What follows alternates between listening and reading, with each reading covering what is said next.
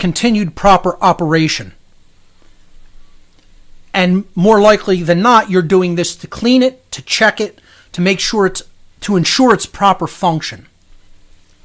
This is known as field stripping. So this is slide number 4.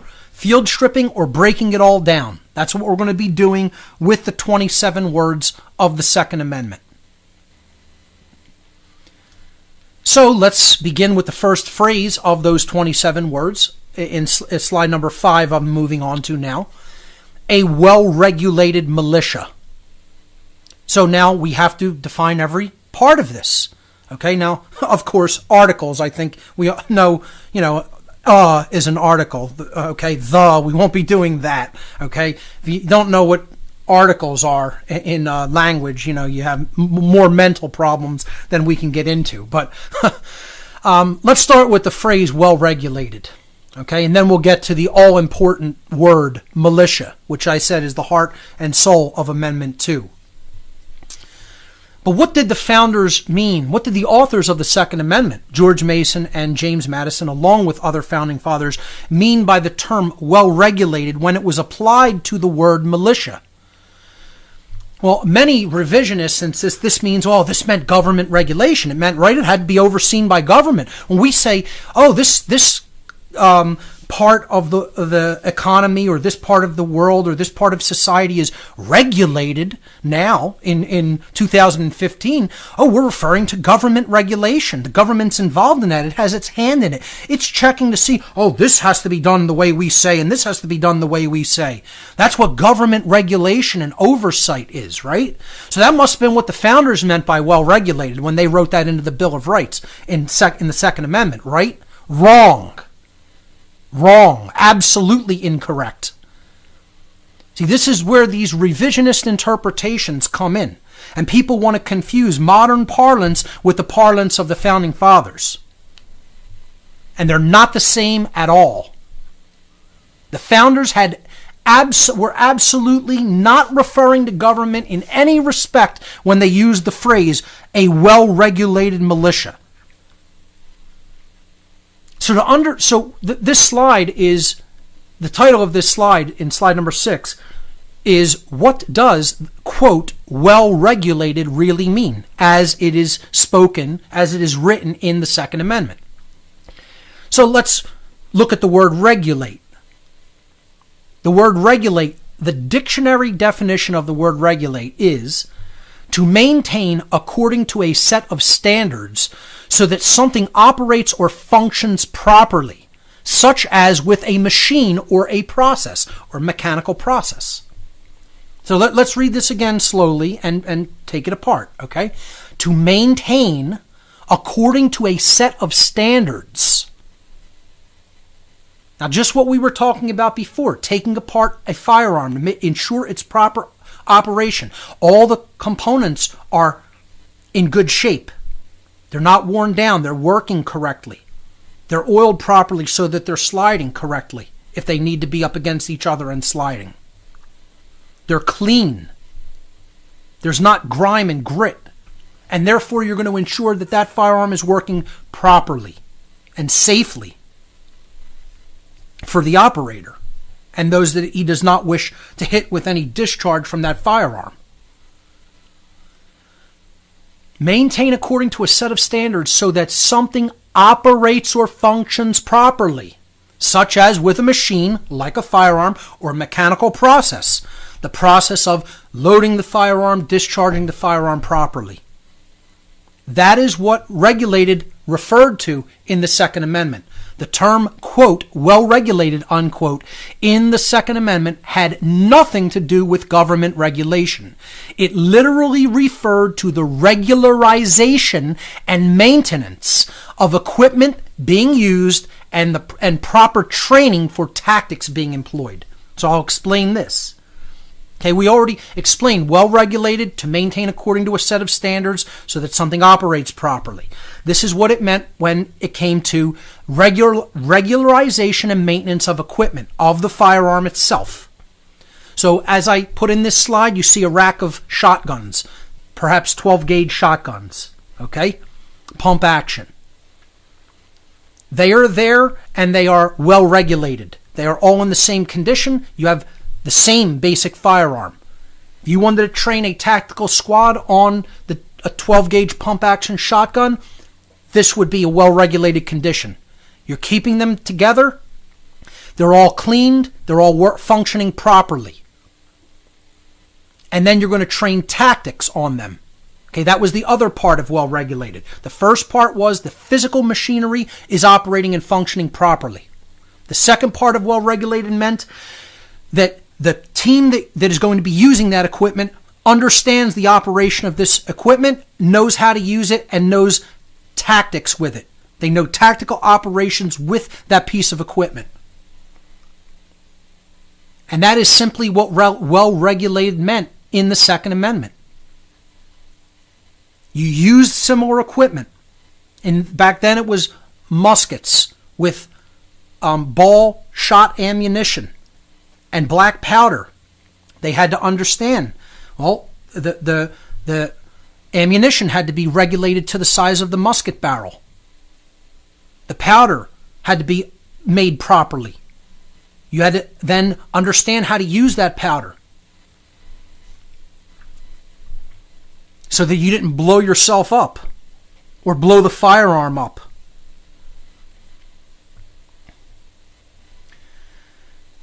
People had to be trained on the operation of those muskets. That was part of well-regulated, part of a militia that was well-regulated. They all knew how the equipment functioned, and they knew how to use it. They knew how to clean it. They understood battle tactics with it. Very simple concept, except for the brainwashed statists out there who insist that the word regulated comes from government. It's ordained by our God and Master, government. Had nothing to do with it whatsoever. So now that that's out of the question, that question of what well-regulated in the Second Amendment meant is laid to rest, let's move to slide number 7 and get to the very heart and soul of the Second Amendment right off the bat. And that is, what is the militia? So a well-regulated militia being necessary to the security of a free state, the right of the people to keep and bear arms shall not be infringed. What did the founders mean by the militia? Capital M. The English word militia is derived from the Latin term militium vulgarum. Militium means of or like the military, similar to the military. And the word vulgarum means present everywhere. Like vulgar Latin, the kind of language that was common to the people of Rome, of the Roman Empire. Vulgar Latin, spoken everywhere. Everybody knows it. This is why the word vulgar became a term that meant, it's kind of base because it's all about the commoners, the common folk. So if it's popular among them, it was vulgar to the aristocracy. It's where the word vulgar came from. Before the break, we were defining the militia. From the term militium vulgarum, which literally means like the military, present everywhere. Or in other words, capability that is commensurate to a military, which is present everywhere or distributed throughout a population. The militia is distributed capability of force. The distributed capability of the usage of force.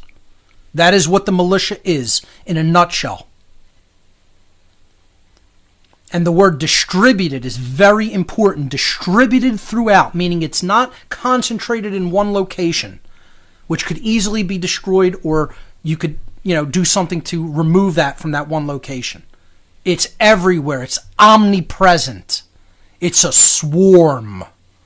Okay? This is a term I didn't really use in the presentation when I first gave it, but you're going to hear me use it a lot. It's like a swarm of bees is what the militia is. That it wouldn't make a difference if you took one bee out. There's still a swarm of thousands. And good luck. What's one super strong, even a giant being going to do against thousands and thousands and thousands and millions of bee stings? You know what you're going to do?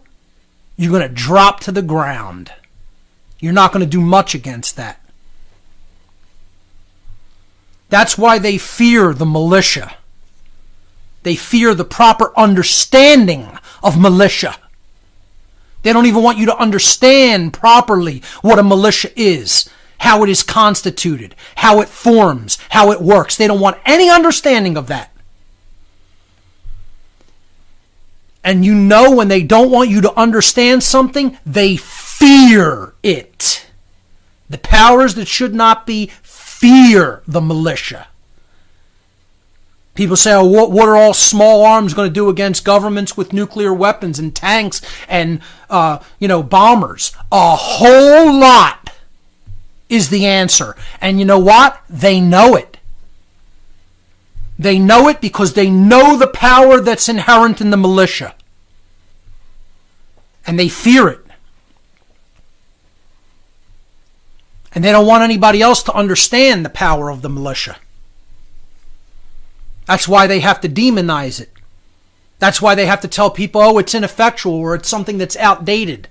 It doesn't apply to today. Or they have to demonize it and say, oh, those are all bad people somehow. Get people to believe that through repetition, through propaganda, on the nightly brainwashing media.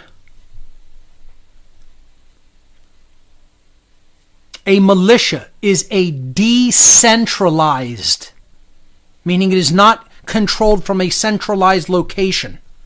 No one can just say, oh, you are going to follow this one dictator order.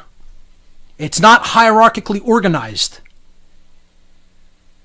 It is a decentralized, distributed force of armed individuals who maintain weapons and tactics similar to a military force.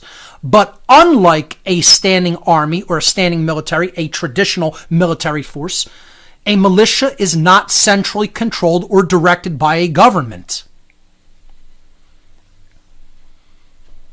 If the members of the militia so agree, they could be directed by a government in the event that the government needed to repel an insurrection or to fight a foreign invasion. And then militia members could, in their own conscience, decide whether they were going to fight according to that cause. The militia is not the military. People who equivalate these things, who try to say that they're the same thing, are either wrong or lying to you deliberately to try to obfuscate what the militia is. The militia is not the military of the United States. It is not any branch of the military. It is not the National Guard. The militia is not a standing army. It is a distributed fighting force that is present everywhere throughout the country. And as John said when he came on the show earlier, the militia is still very much present and active. Make no mistake about it. When you understand exactly who the militia is, you'll understand why that statement is very true. And I'm going to move on to slide number 8. In slide 7, we were explaining what the militia actually is, and that the militia is not the military and it is not a standing army.